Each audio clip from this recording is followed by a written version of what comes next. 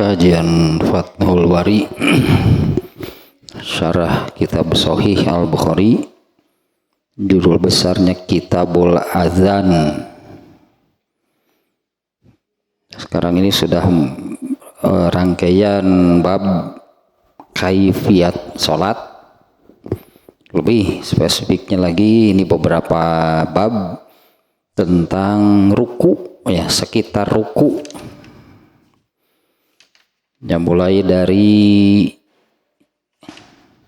bab 118 sampai 123. 118 ya, bab ruku, ya, tentang meletakkan telapak tangan di lutut,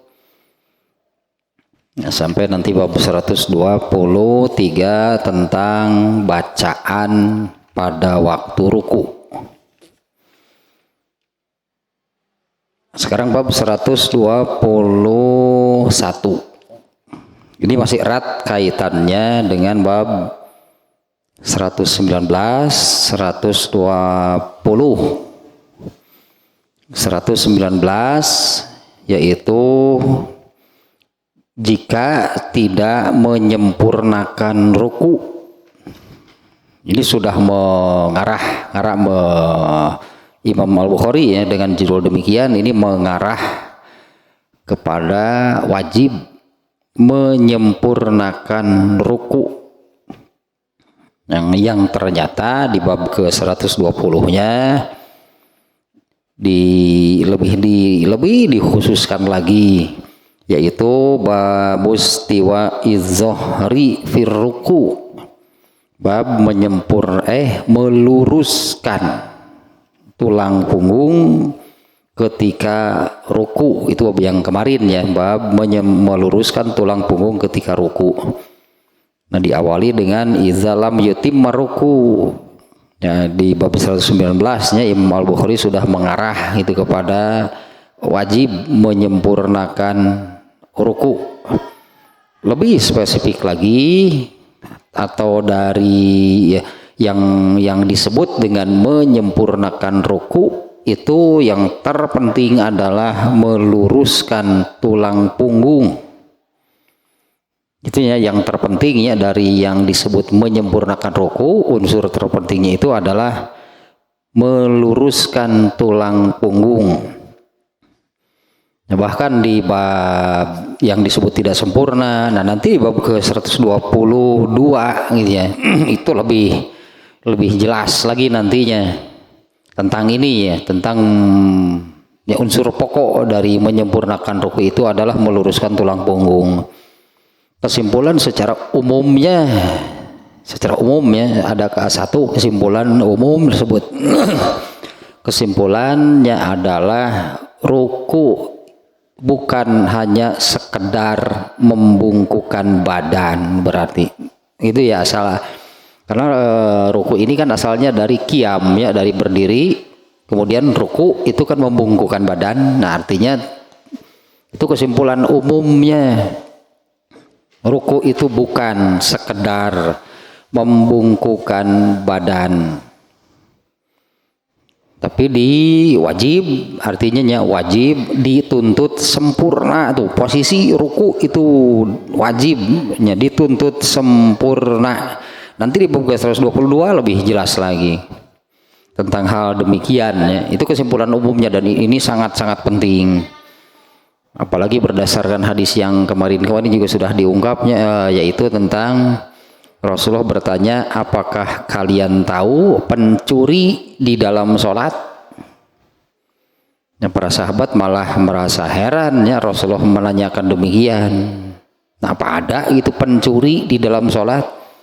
Yaitu orang yang tidak meluruskan tulang punggungnya ketika ruku. Ini berarti wajib dipenuhi nih unsur terpentingnya dalam ruku, yaitu meluruskan tulang punggung. Dan sekali lagi lah, boleh diulang lah ini, ya. Nah, untuk meluruskan tulang punggung, kalau dari bab yang sebelumnya diawali dengan letakkan telapak tangan ini di lutut. Di lutut ini yang pokok adalahnya tempatkan telapak tangan ini di lutut, kemudian tangannya diluruskan gitu, jangan bengkok ya, tangannya lurus, kemudian ditekankan ke lutut, itu ditekan seolah-olah mengangkat bahu lah, kita menekan ke lutut, angkat gitu bahunya. Nah itu hasilnya punggungnya itu lurus. Ini soal tulang punggungnya ya, soal tulang punggungnya. Nah kemudian kepalanya, dalam hadisnya itu diterangkannya bahwa Rasulullah SAW itu meluruskan tulang punggungnya. Nah, kalau tentang bagaimana gambaran lurusnya tulang punggung Rasulullah SAW ketika ruku oleh Ali bin Abi Thalib, kalau nggak salah nih yang menerangkannya, apabila kita menyimpan segelas air di atas punggung Rasulullah SAW ketika ruku, pasti tidak akan tumpah.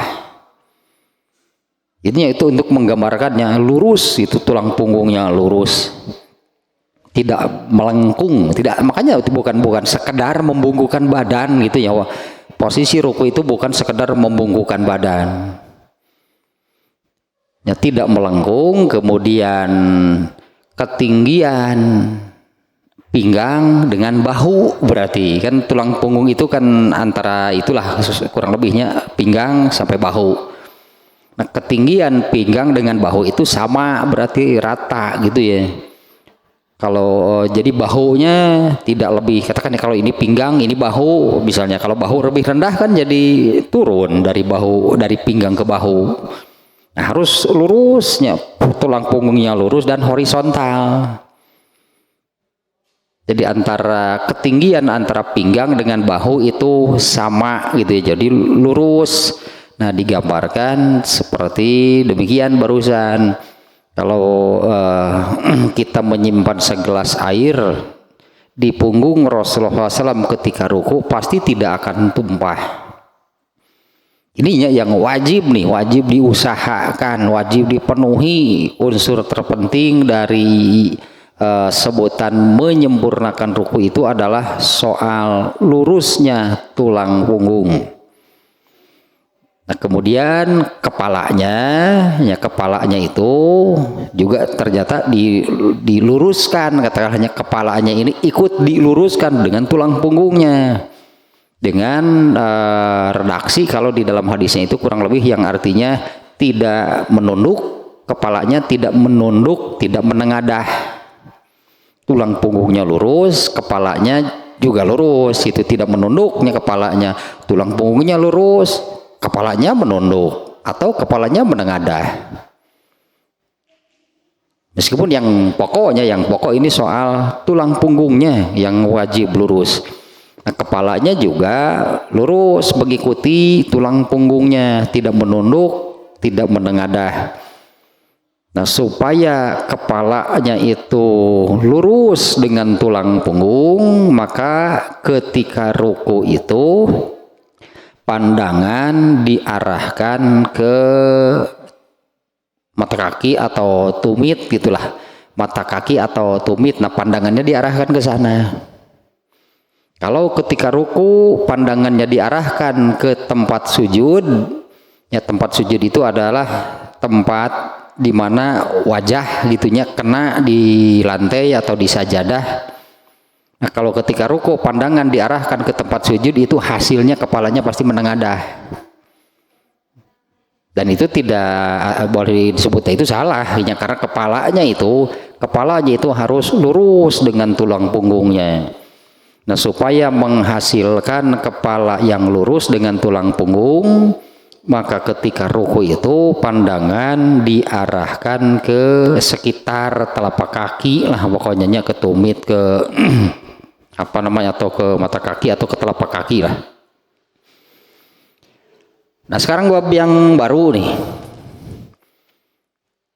Biasa nih Imam Bukhari ini ya, sok ngehesekeun ngalieur Imam Bukhari itu. Bentar teuing gitu mungkin nutur naripuh. Sekarang bab ke 121 nya, bab 120 yang kemarin judulnya sangat spesifik gitunya, yaitu babus tiwa izzohri firruku. Yang kemarinnya bab lurusnya tulang punggung pada waktu ruku. Yang di dalam babnya ini kemarin tanpa hadis, eta lieur nuturkeun Imam Bukhari ini. Mana hadisnya? Nggak ada. Ternyata hadisnya itu ada di dalam riwayat Ahmad dan Ad-Darimi, ya saya tulis nih. Hadisnya ada di dalam riwayat Ahmad, riwayat Ad-Darimi. Di dalam riwayat Ahmad ada dua hadisnya, nomor 11.106 dan nomor 21.591. Kemudian pada riwayat Ad-Darimi hadisnya nomor 1294. Ya, kata-katanya hasoro zohrohu. Qala Abu Humaidin, Abu Humaid berkata, roka'an nabiyyu, nya Nabi sallallahu alaihi wasallam ruku, summa hasoro zohrohu. Jelas nih redaksinya. Nabi SAW ruku dan beliau meluruskan tulang punggungnya. Kalau hadis riwayat Bukharinya tidak ada. Jadi ini ada bab tanpa hadis. Ternyata hadisnya ada di kitab lainnya. Nah, sekarang bab ke 121 juga tidak kurang apa namanya ya, kesulitan apalah gitu ya. Hese gitu nuturkeun Imam Bukhari ini. Babu hadi itmamir ruku'i wal i'tidali fihi wal itma'ninah. Bab batasan sempurnanya ruku, i'tidal dan tumaninah. Nih tiga nih yang disebut di sininya. Batasannya nih, batasan sempurna, i'tidal. Aduh, apa i'tidal? Bukan i'tidal dalam arti posisi sebuah berdirinya. I'tidal itu kan juga jadi sebutan, jadi nama untuk berdiri setelah bangkit dari ruku. Disebutnya itu kan posisi i'tidal. Nah, adapun secara makna bahasa, i'tidal itu harus ada di semua posisi. Kalau duduk harus i'tidal duduknya, kalau sujud harus i'tidal sujudnya, kalau ruku harus i'tidal rukunya. I'tidal teh apanya bahasa kitanya nya betul-betul on position. Alah, apaan tuh? Betul-betul kalau gambaran sebenarnya kita ulang laginya. Kalau tulang punggung ketika ruku harus bagaimana? Kepala ketika ruku harus bagaimana? Kemudian tangan waktu ruku harus bagaimana? Nah, kalau semua gitunya, kalau tulang punggungnya, kepalanya, tangannya di posisi yang semestinya, nah itu berarti i'tidal gitu. I'tidal itu ya itu on position lah, di posisinya sebagaimana mestinya, seharusnya. Misalnya tulang punggung seharusnya bagaimana? Lurus. Kepala bagaimana? Lurus, dalam arti kepala itu kan tidak menengadah, tidak menunduk. Tak i'tidal namanya. Nah, terus tangan tadi bagaimana? I'tidalnya tangan waktu ruku seperti apa? Bagaimana? Telapak tangannya di lutut, tangannya diluruskan. Nah, itu i'tidalnya tangan. Nah, secara keseluruhan ruku itu i'tidal. Artinya unsur-unsur lah mau sebutannya, unsur-unsur ruku. Kalau dalam sujud ya, kalau dalam sujud itu ada istilah anggota sujud. Kalau dalam sujudnya ada sebutan anggota sujud. Yang dimaksud dengan anggota sujud yaitu bagian badan atau bagian-bagian gitu, bagian badan yang kena ke lantai, kena ke sajadah, itu disebutnya anggota sujud. Anggota sujud itu ada 7. Telapak kaki 2, berarti 2 telapak kaki, 2 lutut, 2 telapak tangan, 6 2 telapak kaki, 2 lutut, 2 telapak tangan, 1 lagi wajah. Nah, itu disebutnya 7 anggota sujud. Nah, ruku yang i'tidal gitu ya. Ruku yang i'tidal itu ruku yang semua anggotanya lah, kalau boleh kita munculkan anggota ruku lah gitu ya, punggung, kepala gitu, tangan yang disebutnya di di bab sebelumnya.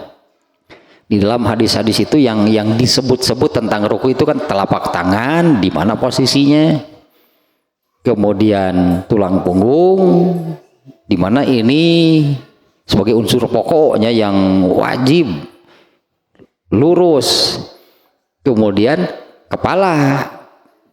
Nah, kalau tiga lah gitunya, 3 unsur dari ruku ini pada kemestiannya dalam posisi ruku, nah disebutnya itulah ruku yang i'tidal. Itunya sebutan i'tidal teh. Jangan ini bisi pabelit yang bangkit dari ruku itu setelah ruku kemudian kan bangkit dari ruku berdiri. Nah, ini sebutannya ini berdiri i'tidal. Itu kalau untuk kata i'tidal, kalau untuk sebutan salah satu itu posisi dalam sholat, yaitu i'tidal ini sebutan untuk berdiri setelah bangkit dari ruku, itu sebutannya berdiri i'tidal. Tapi secara umum semua posisi itu harus i'tidal. Nah, kalau dikatakan tegak, masa orang ruku tegak, justru membungkuk gitu kan. Jadi sebutan i'tidal gitulah, on position, harus betul-betul tulang punggung bagaimana mestinya lurus gitulah ininya. Tadinya tulang punggungnya lurus, kemudian horizontal gitu kan, ketinggian antara pinggang dengan bahu itu sejajar, kepala tidak menengadah, tidak menunduk, tangan di lutut. Nah, kalau semuanya pada posisi yang semestinya, nah ini rukunya ruku yang i'tidal disebutnya. Nah, ini babnya demikian nih, yang sekarang nih babnya ya. Babu itmamir ruku wal i'tidali fihi wal itma'ninah. 3 adi yang disebut oleh Rasulullah di bab sekarang nih ya. Iki aja resikonya resiko nuturkeun Imam Bukhari teh lieur ka urangna teh.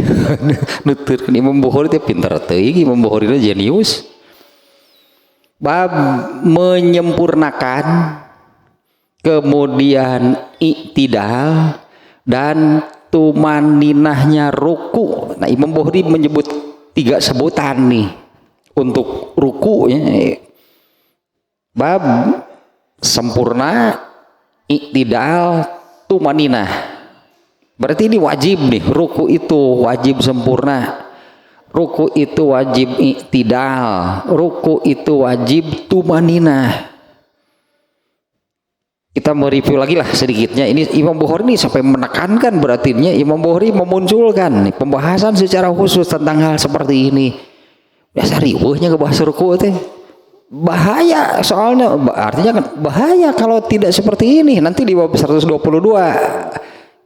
Bab berikutnya nantinya, ini kan sekarang ini bab 121, bab 122 kita lihat judulnya saja dulu nih ya, yaitu babu amrin nabi sallallahu alaihi wasallam allazi ya la yutimmu ruku'ahu bil i'adah. Coba bagaimana seperti ini? Ya, emang kumaha gitu, udah cari terjemah gitu. Naon gitu terjemah kayak acan. Emang kumaha gitu gitu. Nih coba bab 122 nih, saya katakan bahaya nih kalau ruku tidak seperti ini. Ini tuntutannya kan 3, sempurna, i'tidal, tumaninah, harus dipenuhi nih ketiga-tiganya. Bab 122 dengan judul seperti ini, belum kita bahasnya bab 122 hadisnya seperti apa. Ini judulnya saja nih. Imam Bukhari memunculkan judul bab Nabi memerintah kepada orang yang tidak sempurna rukunya untuk mengulangi sholatnya. Ini judulnya demikian. Coba bab Nabi memerintah, artinya ada nanti hadisnya yang demikian. Bab Nabi memerintah orang yang tidak sempurna rukunya untuk mengulangi sholatnya. Coba kira-kira itu kesimpulan seperti apa?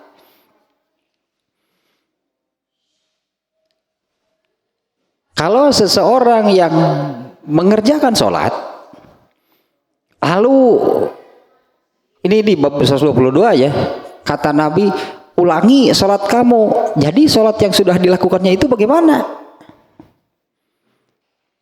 Ya, orang yang mengerjakan sholat setelah selesai, kemudian Rasulullah SAW memerintahkan demikian, ulangi sholat kamu. Berarti sholat sebelumnya itu kan tidak sah. Ya, berarti sholat yang sudah dilakukannya itu tidak sah. Sehingga Nabi memerintah untuk ulangi sholat kamu. Berarti yang tadi itu tidak sah. Kenapa tidak sah? Di judulnya bab Nabi memerintahkan orang yang tidak meluruskan tulang punggungnya untuk mengulangi sholatnya. Artinya kan orang yang ketika sholat tidak meluruskan tulang punggungnya, sholatnya tidak sah. Andai Nabi masih ada, pasti Nabi akan mengatakan hal yang sama, ulangi sholat kamu. Itu kan saya katakan, aduh bahaya kalau demikian. Maka di sini ya dalam hal ini, karena Imam Bukhari membuat bab-bab seperti ini kan jelas ada hadisnya, artinya jelas dalilnya. Ya, Imam Bukhari di bab sekarang ini menyebutkan bab batasan sempurna, i'tidal dan tumaninahnya ruku. Artinya ketiga ini harus dipenuhi. Ruku itu harus sempurna, ruku itu harus i'tidal, ruku itu harus tumaninah. Ya saya terjemahnya ya i'tidal teh naon, tumaninah teh naon ya. Kalau itmam menyempurnakan sih. Ya bab menyempurnakan ruku, meng'iktidalkan ruku dan mentumaninahkan ruku. Dengan resiko gitulahnya, dengan resiko ini tidak terpenuhi, nanti di bab 122 jelas Nabi memerintahkan ulangi sholat kamu kepada orang yang tidak menyempurnakan, la yutimmu ruku'ahu. Nabi memerintahkan orang yang tidak menyempurnakan rukunya untuk mengulangi sholatnya. Nah kalau boleh kita flashback lah atau mengulang sedikit tentang mengapa sih ruku sampai seperti ini gitunya. Mengapa masalah gitu ruku itu sampai seperti ini? Nah kalau kita mengulangnya yang sudah bahwa orang yang sholat itu hakikatnya kan orang yang sedang berhadapan dan dialog dengan Allah, itu kan sebagai dasar. Orang yang sedang sholat itu adalah orang yang sedang menghadap Allah, berhadapan dengan Allah, bicara kepada Allah, dialog gitu kan, munajat, berdialog dengan Allah. Nah pada waktu sholat tersebut ada ruku, ada sujud, nah itu kan menunjukkan betul-betul merendah itu di hadapan Allah, merendah di hadapan Allah. Taeta gitu yang merendah di hadapan Allah itu dituntut sempurna, merendah ulah asal. Jangan asal, artinya secara simbolis lah, katakan secara simbolis juga seseorang atau manusia merendah di hadapan Allah itu harus total merendahnya, harus sempurna, betul-betul merendah diri sampai katakanlah dirinya itu sekecil-kecilnya, bahkan tidak ada apa-apanya. Itu simbol dari itu ya. Membungkuk itu merendah diri, sujud juga sama. Makanya ini dua posisi di dalam sholat, ruku dan sujud itu sering disebut-sebut secara bersamaan. Ini posisi-posisi yang krusial saya malah. Yang posisi ini ya, ruku dan sujud di dalam sholat ini posisi yang krusial nih. Ini yang krusial lah. Nah, tuntutannya seperti ini nih, oleh Imam Bukhari dimunculkan nih biar biar diketahui lah, itu memang wajib mengetahui nih bab batasan sempurna i'tidal dan tumaninahnya ruku. Tapi hadis yang diriwayatkannya nggak ada yang mengarah ke sana. Tayyinu metak musingkeun, aduh pusing nutur Bukhari malu ampun. Kita baca hadisnya. Hadisnya hanya ada satu dan pendek lagi.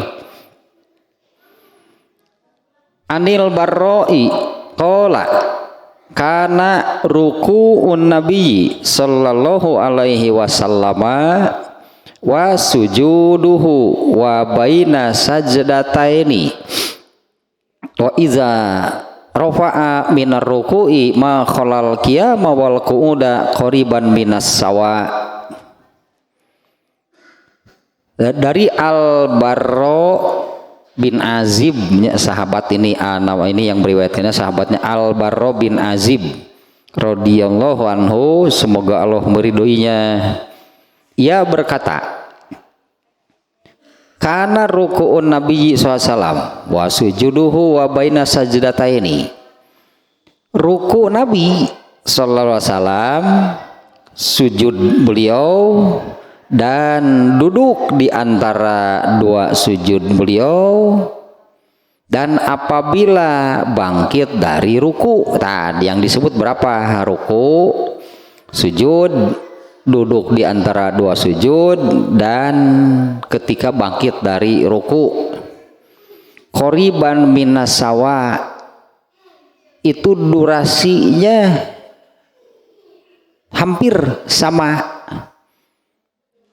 Ruku, sujud, duduk di antara dua sujud, kemudian apabila bangkit dari ruku i'tidal tadi sebutannya ya. Nah, empat posisi ini Al-Barra menyebutkan ya, kurang lebih durasinya ya, kurang lebih waktunya sama. Itu kumaha itu Imam Bukhari itu mana itu i'tidalna, tumaninah, rukunya mana? Ternyata hadisnya menerangkan soal waktu, durasi, berapa lama sih Nabi ruku, berapa lama Nabi sujud, kemudian i'tidalnya, duduk di antara dua sujudnya. Nah, Al-Barra bin Azib mengatakan di sini tidak menerangkan berapa banyak gitunya, berapa banyak tasbih kalau sebutannya. Kalau di dalam bacaan ruku dan sujud sebutannya tasbih. Berapa banyak sih yang dibaca, berapa kalinya membaca bacaan di dalam ruku, di dalam sujud. Ini hanya memperkirakan, karena ini semuanya sir bacaannya.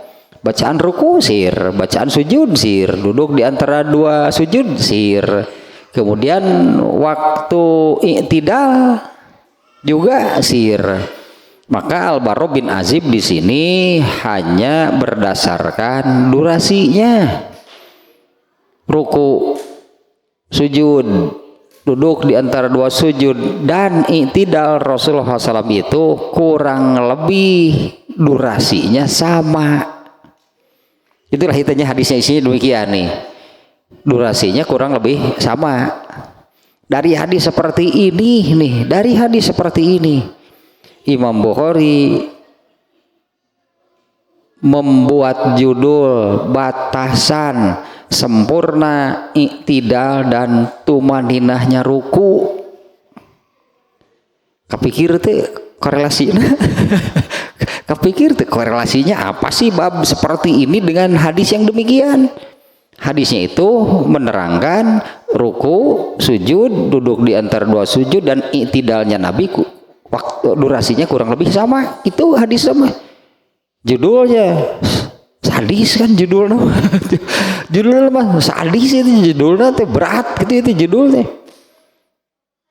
Ya judul ini berat berarti judulnya kan ruku itu dituntut, katakanlah hanya ruku itu dituntut sempurna i'tidal dan tumaninah. Yang terbayang di sini kan batasannya, batasan itu ruku yang sempurna, ruku yang i'tidal, ruku yang tumaninah. Tadinya saya sendiri membayangkan dalam hadisnya itu jelas itu bahwa yang sempurna itu yang begini. Itu hadis nanti. Iya Imam Bukhari ini. Dari mana? Katakanlah bagaimana nih jalan pikiran Imam Al-Bukhari ya? Bagaimana jalan pikiran Imam Al-Bukhari? Dari mana itu Imam Bukhari mengambil kesimpulan 3 hal tadi terkait dengan ruku dari hadis seperti ini? Panalieun tah saya baca penjelasannya di kitab Fathul Bari, banyaklah. Ya, apa namanya disebutnya ya, para ulama gitu yang berusaha gitu menerangkan, menjelaskan bagaimana jalan pikiran, bagaimana apa namanya jalan pikiran lah itunya disebutnya teh bagaimana pemahaman dan fikih Imam Al-Bukhari di dalam bab ini dengan judul sedemikian angkernya, tapi hadisnya ternyata hanya menerangkan durasi. Lalu batasan sempurnanya di mana? Yang seperti apa itu batasan harus sempurna, i'tidal, tumaninah? Ternyata hadisnya hanya demikian. Ini diantara penjelasannya.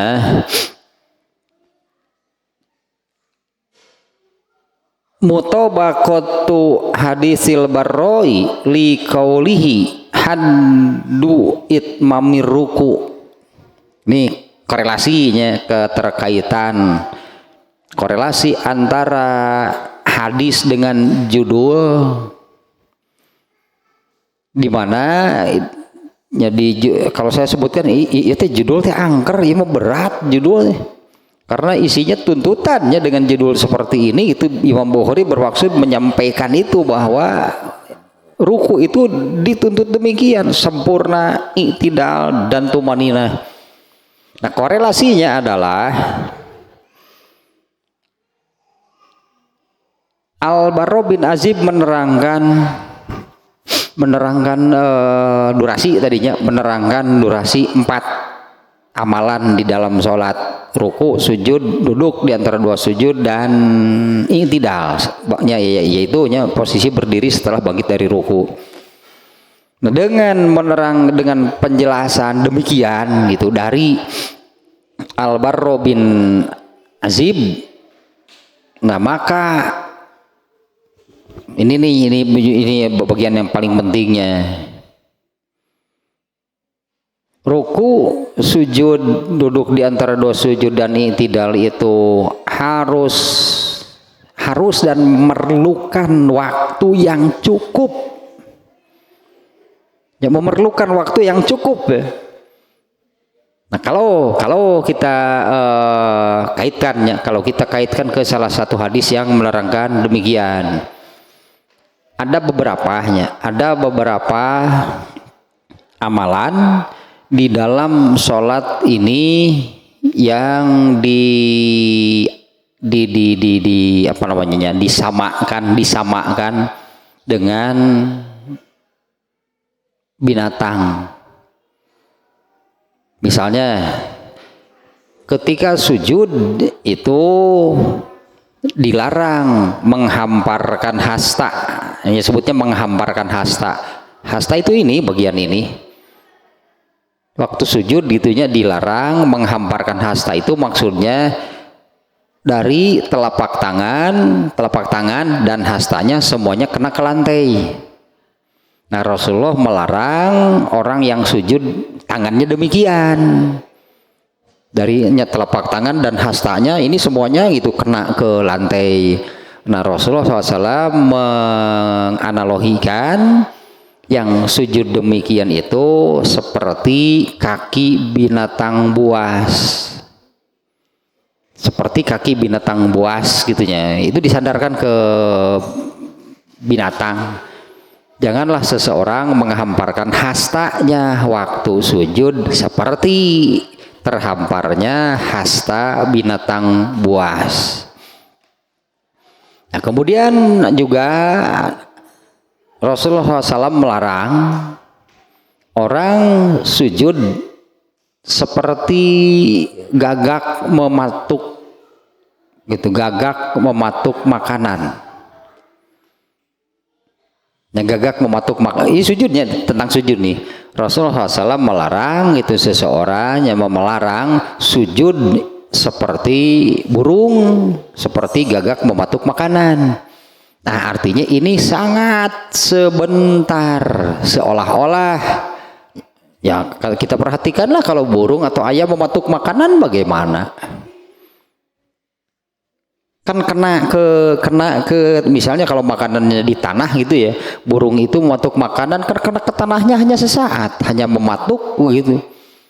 Nah, maksudnya di sini sujud seperti burung mematuk makanan itu, anggaplah kalau kita ini sujud baru saja wajah itu kena ke tanah sudah diangkat. Entah apa yang dibaca kalau demikian kan, karena kan di dalam waktu sujud itu ada bacaan kan, sujud bukan hanya posisi, tapi pada waktu sujud itu kan ada bacaannya. Dengan bacaan paling pendek saja, bacaan paling pendek subhana rabbiyal a'la, itu kan waktu sujud subhana rabbiyal a'la. Kalau membaca bacaan tersebut dan dibacanya hanya satu kali, saya kira tidak akan secepat burung mematuk makanan. Begitu. Alah, ini juga harus jadi perhatian nih. Di semua posisi sebetulnya ini untuk semua posisi. Karena kan posisi di dalam sholat itu kan berganti-ganti kan, dari berdiri ke ruku, ruku ke i'tidal, i'tidal ke sujud, itu kan berganti-ganti posisi. Nah, ini harus jadi perhatian, harus digarisbawahi nih. Ketika berganti ke satu posisi, nah misalnya dari berdiri ke ruku lah gitunya, dari berdiri ke ruku, di mana setiap posisi ini kan ada bacaannya, kan di setiap posisi itu ada bacaannya. Karena seluruh bacaan di dalam sholat itu kan mulai dari takbir sampai terakhir salam kan terus nyambung. Posisinya berubah-ubah, di setiap posisi itu ada bacaannya tersendiri. Nah, ini yang harus digarisbawahi. Jangan dulu membaca di semua posisi ini. Jangan dulu membaca bacaan di masing-masing posisi ini sebelum badannya seperti ini. Kalau ruku, sempurnakan dulu posisi rukunya, tumaninahkan dulu posisi rukunya, i'tidalkan dulu posisi rukunya. Setelah badannya, posisi rukunya terpenuhi ini, yang ini tumaninahnya, i'tidalnya, sempurnanya, baru baca bacaan ruku. posisinya dulu itu yang di apa namanya dipenuhi, posisinya dulu yang benar gitu, berposisi dulu yang benar. Setelah posisinya benar barulah membaca. Nyaan berartinya tong rurusuhan salat mah. Apalagi saya ini teringat saja nih ya. Saya ingat ini secara umum juga nih. Saya ingat ini perkataan almarhumnya Al Ustadz Dusman Solehuddin. Ada seseorang yang bertanya, bagaimana kalau dia ini karyawan di sebuah BUMN lah.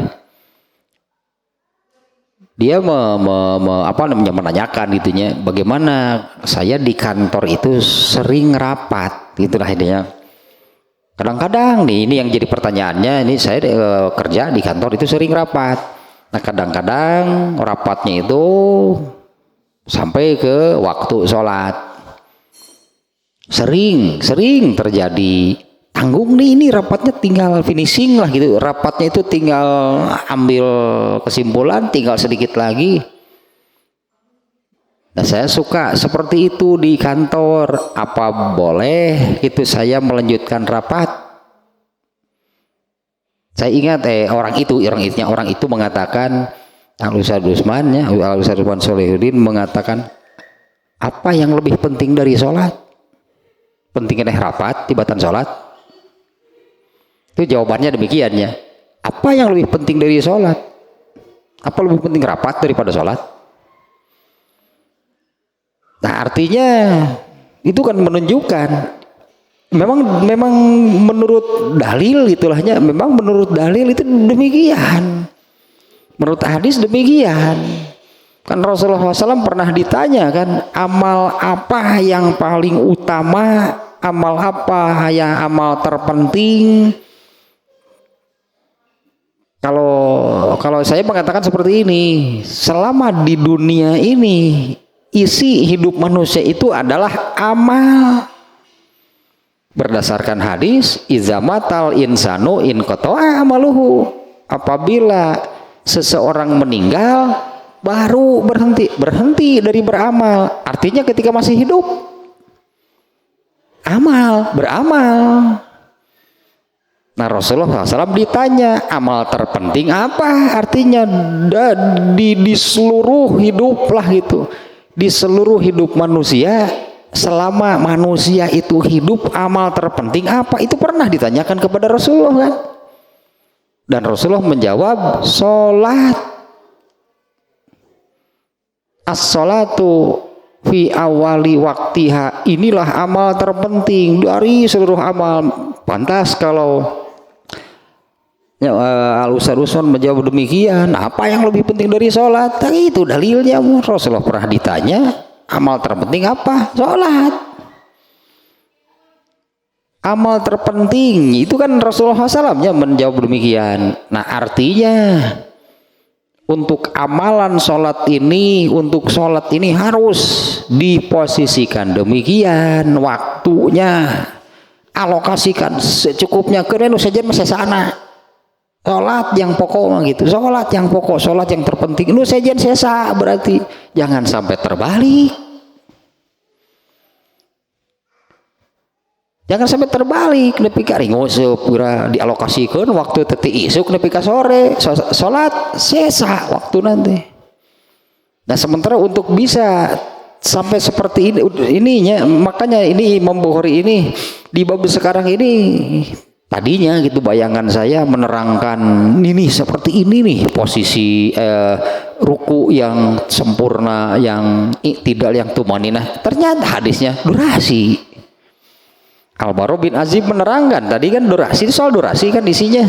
Artinya apa? Alokasikan, utamakan waktu itu, alokasikan untuk sholat yang pokok. Kena nusajen masih sana. Selama hidup berarti seumur hidup nih, selama hidup seumur hidup Waktu yang pokok itu untuk apa? Sholat berarti. Nah kalau dengan durasi waktu yang cukup, ini bisa nih tercapai. Ini bisa tercapai. Ketika ruku, alokasikan waktu yang untuk ruku secukupnya. Baru ini bisa tercapai nih. Tumaninah, i'tidal, sempurna. Kalau buru-buru, tuh hese, tumaninah kumaha. Artinya kalau buru-burunya, ya buru-buru teh itu pada batur nyeranggut orang acan. Keur salat teh batur nyeranggut. Wah gitu ayo meni heboh aya nu nyangut. Geus kaganggu salat teh keur kitu mah. Ini jalan pikiran Imam Bukhari nya. Ternyata hadisnya kan menerangkan ruku, sujud, duduk di antara dua sujud dan i'tidal Rasulullah itu waktunya, durasinya kurang lebih sama. Gak ada menyebut-nyebut sempurna, i'tidal, tumaninah di hadisnya. Tapi dari hadis yang demikian, gitu ya, dari hadis yang seperti ini kan Imam Bukhari ini, artinya untuk bisa mendapatkan ruku yang disebutkan sempurna, tumaninah dan i'tidal itu harus dengan waktu yang cukup. Nah, yaitu yang tadi ya, karena di semua posisi itu kan ada bacaannya. Nah, jangan dulu membaca sebelum benar posisinya. Kalau ruku, benarkan dulu posisinya.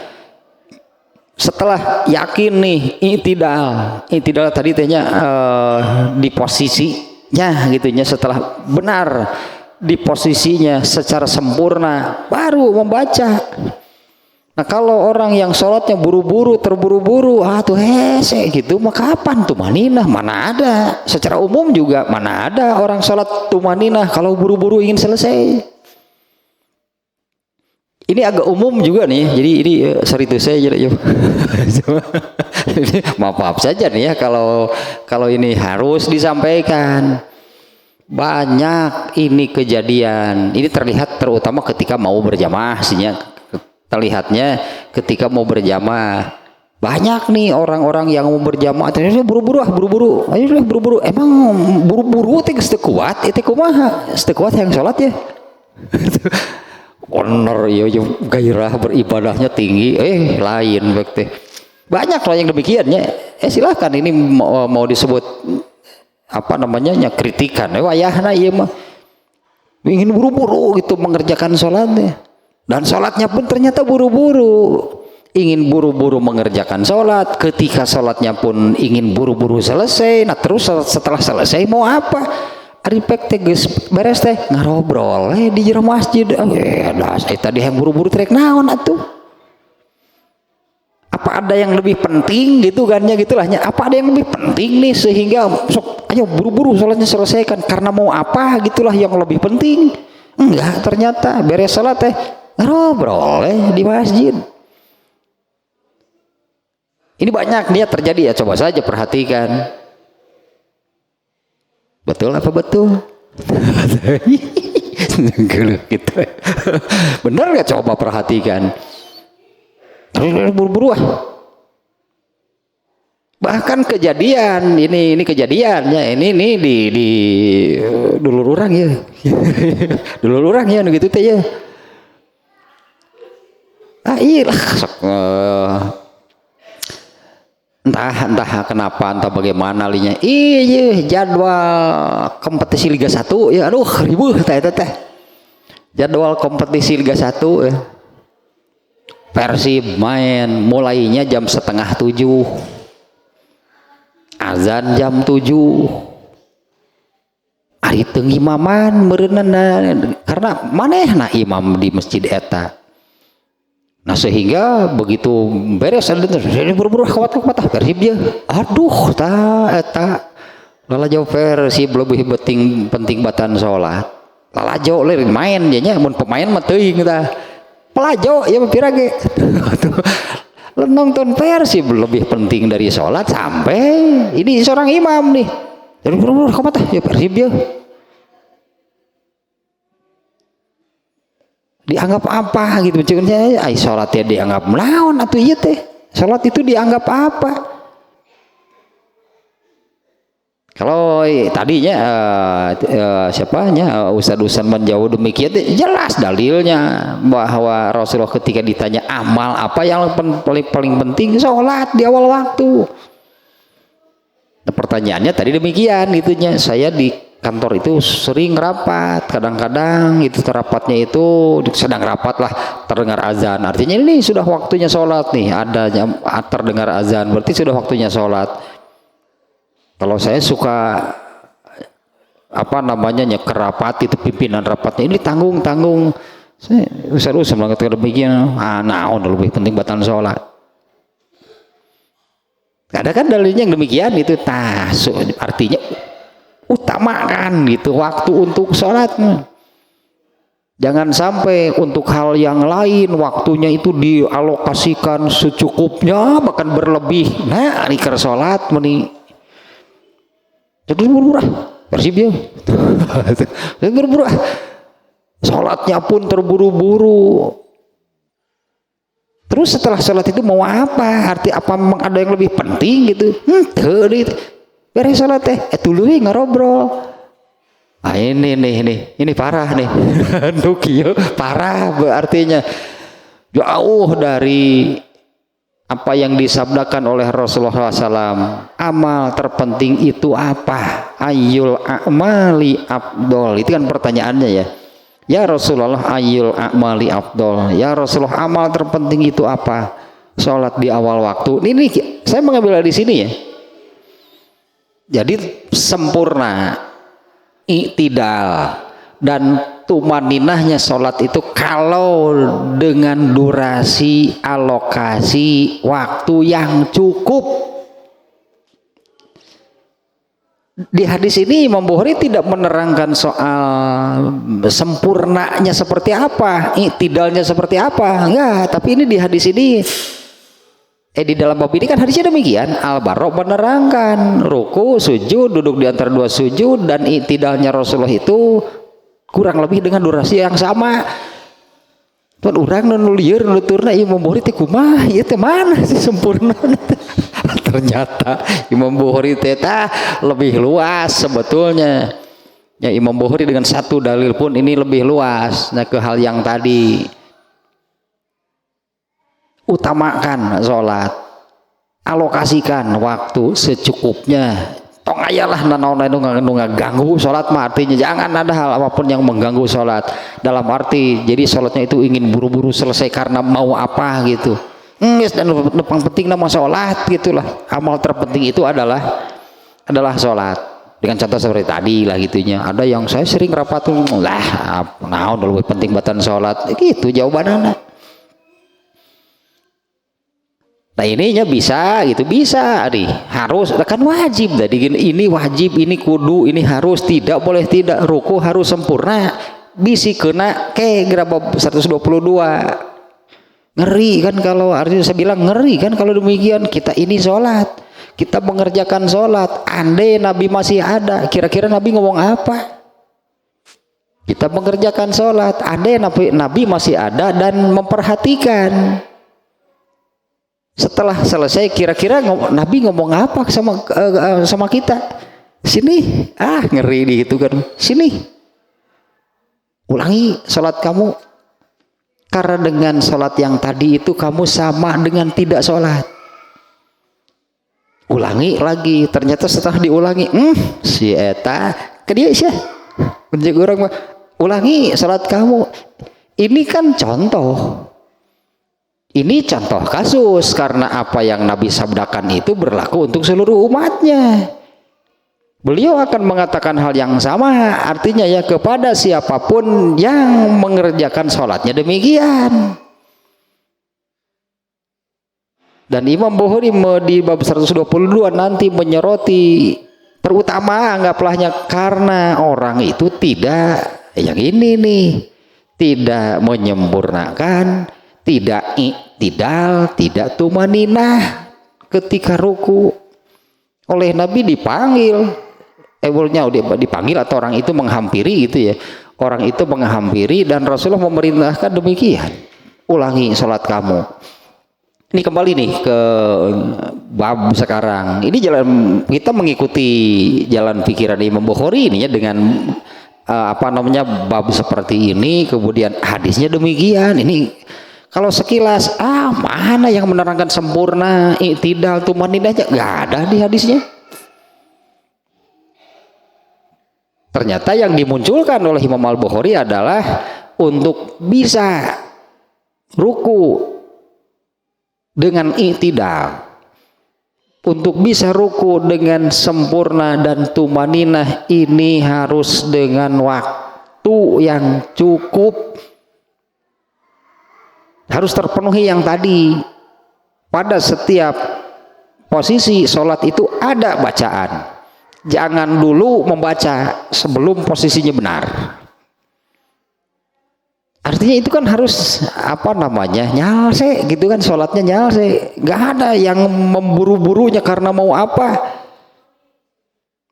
Nah itu kan didasari oleh kembali ke hadis yang tadi, kalau seseorang sudah bisa memenuhi apa yang Nabi sabdakan, amal terpenting adalah sholat, makanya yang paling diutamakan termasuk alokasi waktu seumur hidupnya untuk apa? Sholat berarti. Karena itulah amal terpenting. Jangan sampai nih ada yang sholatnya itu jadi terburu-buru gitu, mau apa? Kita geuleuh mah nukar hari itu tah. Persib ya. Sebenarnya sholat nanti ekspres. Bacaan ge boro-boro nge-rap eta mah. Bacaan ge siga rapper we eta. Bacaan ge. Assalamualaikum. Gua jeleng we. Apa pantas gitu sholat seperti itu? Dengan hadis bahwa apabila seseorang sedang sholat, hakikatnya dia itu sedang berhadapan dengan Allah. Penting keneh persib batan Allah. Penting keneh nguseup batan Allah, kan itu kan jadi nanti. Sampai sholatnya seperti itu gitu, sampai sholatnya itu buru-buru karena ini yang tadi itu banyak terjadi buru-buru gitu sholatnya, mengerjakannya juga terburu-buru. Saya kira mau apa gitu, mau ada apa yang lebih penting lah kayaknya sehingga buru-buru sholatnya. Aku geuleuh nanti beres sholat ngarobrol nyaral teh aing di imaman kudu kieu nyeri hate. Nyeri hate teh ini itu dialog dengan Allah teh di bawah siga kieu gitu cara nanti berdialog ngobrol dengan Allah. Artinya makmumnya kan jadi terbawa, bacaan rukunya jadi buru-buru, bacaan apa-apanya jadi buru-buru, karena kalau makmum kan mengikuti imam. Imam mana gitu sejak awal Persib dia lebih penting keneh Persib. Pek teh eleh mainna teh deui pek teh eleh di main teh hanas salatna ruksak.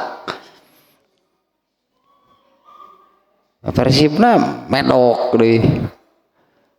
Nges lengkap penderitaan teh sama dunia akhirat. Nges lengkap penderitaan teh dunia akhirat geus Persib eleh. Nyoba kopi beak di kopi beak aduh Persib eleh salat amburadul awan si alaeunana hirup teh asa kitu-kitu teuing gitu. Asa kitu-kitu teuing hirup teh. Intinya harus dari awal yang tadilah alokasikan waktu untuk sholat itu secukupnya, karena inilah amal pokok, inilah amal terpenting. Nah kalau Imam Bukhari mengambil dari hal ininya baru bisa artinya melakukan ruku dengan i'tidal, ruku dengan tumanina, ruku yang sempurna, waktunya harus cukup.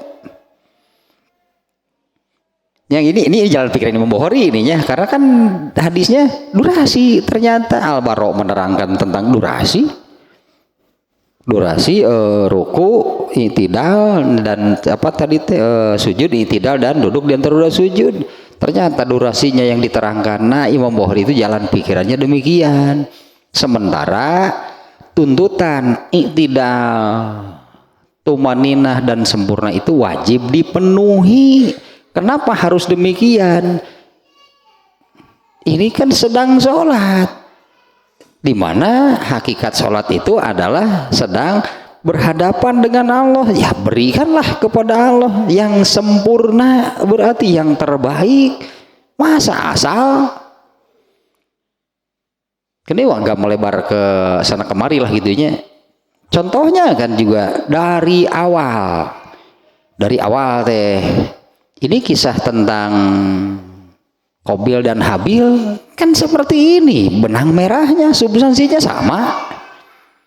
Allah memerintahkan kan kepada Qabil dan Habil untuk memberikan persembahan kepada Allah.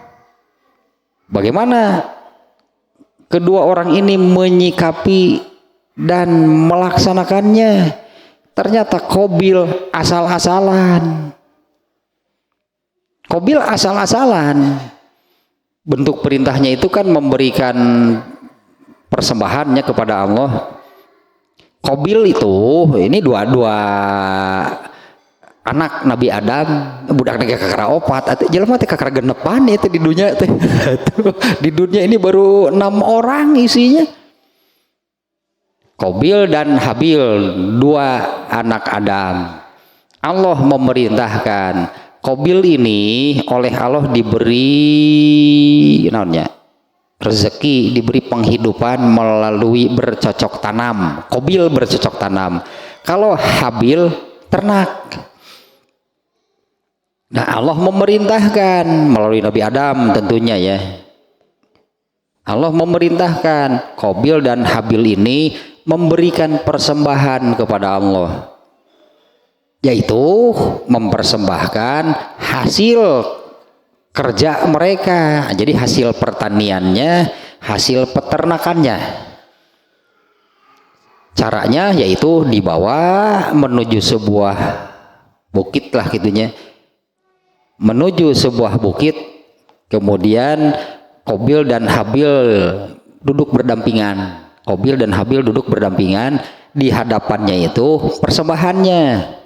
Berarti Qabil itu dia duduk, nah ini sayuran gitulah, palawija untuk dipersembahkan kepada Allah. Kalau Habil ya itulah kambing, mungkinlah di situnya mempersembahkan seekor kambing. Nah, Allah menunjukkan yang satu diterima gitunya, kisahnya itu kan yang satu diterima, yang satu ditolak oleh Allah. Nah, Allah menunjukkan menerima persembahan Habil kambing dengan cara mengutus halilintar mengambil kambingnya, diambil anggap gitunya oleh halilintar itu diambil. Qabil ini persembahan sayurnya nggak diambil oleh Allah. Ternyata Qabil ini melaksanakan perintah Allahnya itu asal-asalan.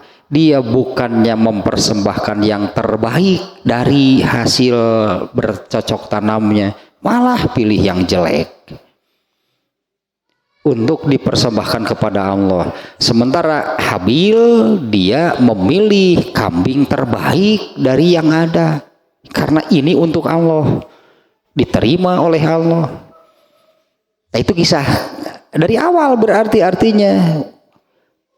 Dan semua ibadahnya nih, boleh garis bawahi nih, semua ibadah yang dilakukan oleh manusia itu adalah persembahan untuk Allah. Semua ibadahnya, semua ibadah yang dilakukan oleh manusia itu adalah persembahan untuk Allah. Nah, oleh Allah diterima nggak? Eta sih kalau sholat siga nubiya diterima nggak oleh Allah? Berulah bersih boy. Cek Allah teh aing wae. Berulah ka Allah mah beri ngaliwat ya lah. Berulah bersih ya. Nah ini parah nih. Parah begitu teh. Ditolak pasti oleh Allah. Kenapa? Dalilnya kan ada jelas. Kan substansinya, benang merahnya sama. Saya katakan dari manusia, sejak awal manusia ada di dunia, masalahnya sama. Allah menuntut persembahan dari mereka, dari manusia. Dan persembahan yang dilakukan oleh manusia itu adalah melaksanakan apa yang Allah perintahkan. Itunya melaksanakan apa yang Allah perintahkan. Maka ketika melakukannya itu adalah apa yang dilakukannya itu dipersembahkan kepada Allah. Sok rek mikeun kumaha. Mau menyerahkan seperti apa? Yang bagaimana untuk dipersembahkan kepada Allah? Tapi Imam Bukhari dalam banget. Imam Bukhari itu luar biasa itu. Wajib tumanina, wajib tidak, wajib sempurna ini hanya bisa dipenuhi dengan waktu yang cukup. Itu jalan pikiran Bukhari-nya melihat hadis yang dimuat di dalam bab ini. Ya secara umum ya iyalah, bukan hanya ruku, sholat seluruhnya harus dengan alokasi waktu yang cukup. Tong kaganggu guna naon. Seperti tadi meninggi prinsipnya. Naon lebih penting batan sholat? Bener kan demikian? Apa yang lebih penting daripada sholat? Gak ada. Toselah ini benang merahnya. Intinya sudah bisa kita dapatkan. Maksud Imam Bukhari menekankan di sini wajib, harus, kudu tumaninah. Iya ya sebutannya yang tiga ini tadinya i'tidal, tumaninah, sempurna. Ruku itu harus dipenuhi dan itu baru bisa terlaksana, terpenuhi kalau alokasi waktunya cukup. Di antaranya kalau kita bandingkan dengan hadis yang tadi, janganlah sekali-kali apabila kalian sujud seperti burung yang mematuk makanan. Sujud disebut teh eta beungeut tika karga antol geus cengkat deui. Atuh tumaninah kumaha. Di antaranya ada hadis yang demikiannya, Rasulullah SAW melarang gitu seseorang sujud seperti burung yang mematuk makanan.